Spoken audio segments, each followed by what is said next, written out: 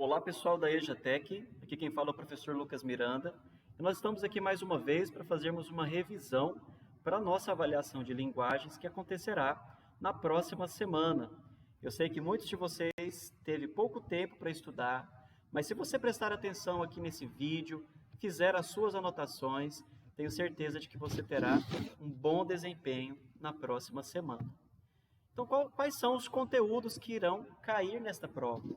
Nós vamos cobrar aqui o gênero textual conto, os elementos da narração, ou seja, os elementos básicos que toda história tem que ter, e as classes gramaticais.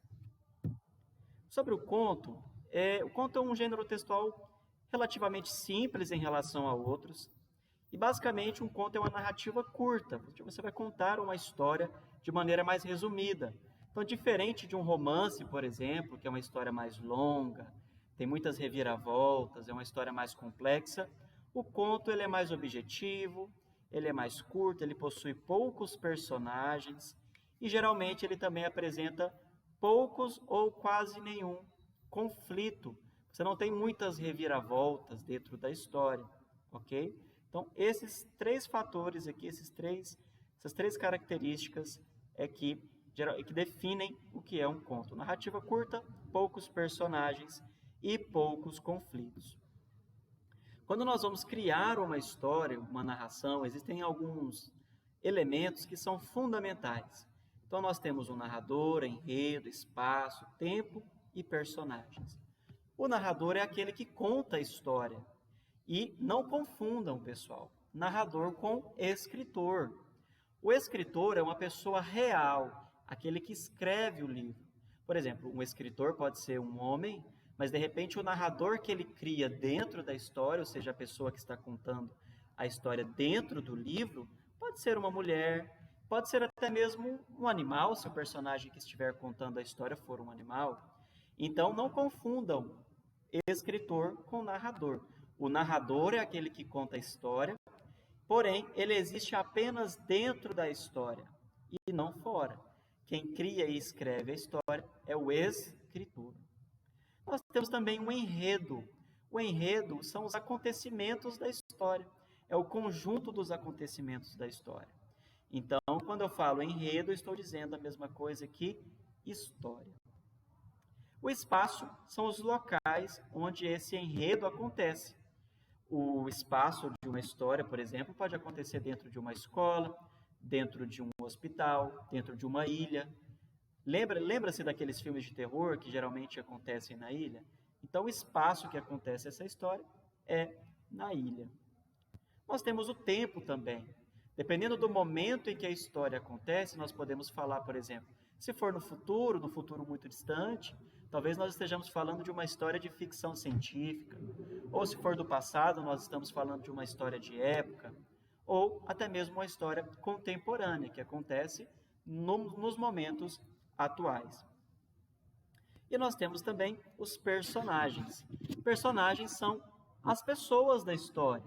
As pessoas, na verdade, podem ser seres humanos, podem ser animais.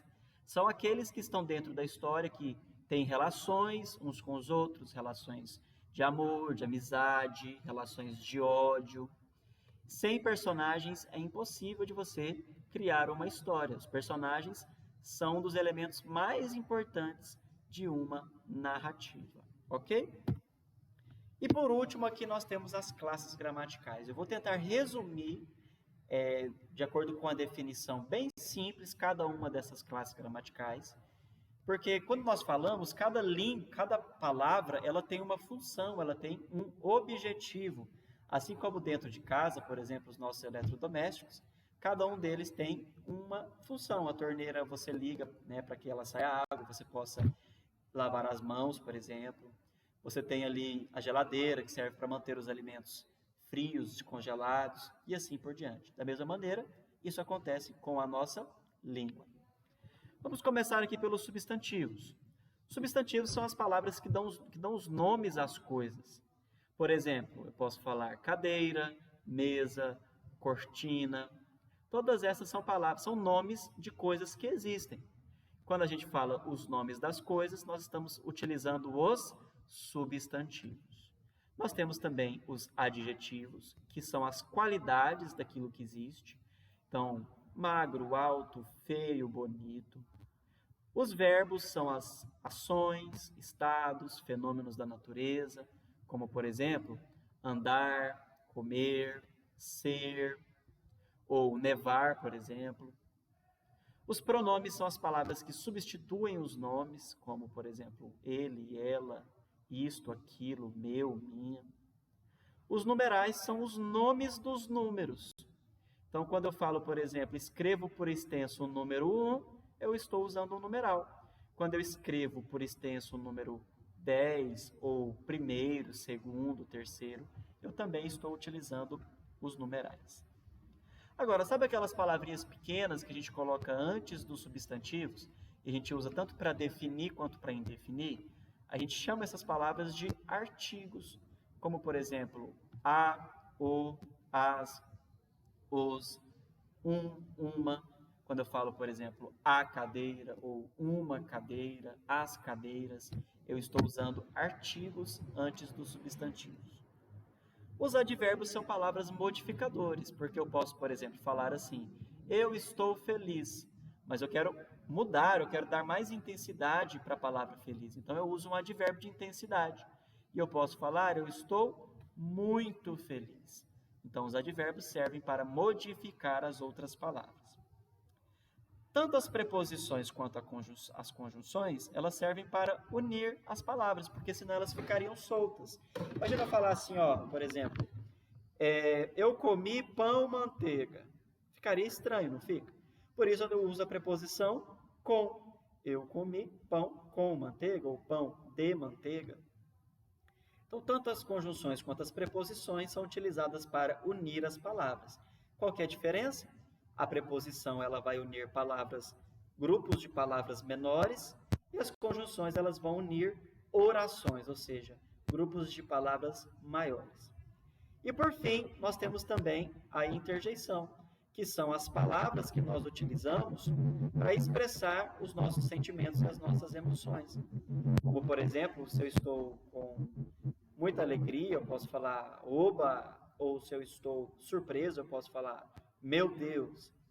Então, tudo aquilo que expressa emoção e sentimento, a gente chama de interjeição. Agora, para a prova, pessoal, eu sei que são muitas classes. Eu quero que vocês tentem estudar um pouquinho sobre substantivo, adjetivo e verbo. São essas 3 classes gramaticais que eu quero que vocês estejam mais atentos. Então, pessoal, no mais é isso. Assistam esse vídeo quantas vezes forem necessárias. E caso vocês precisem de alguma ajuda, podem vir aqui na escola que nós estaremos ajudando vocês. Um abraço a todos e bons estudos.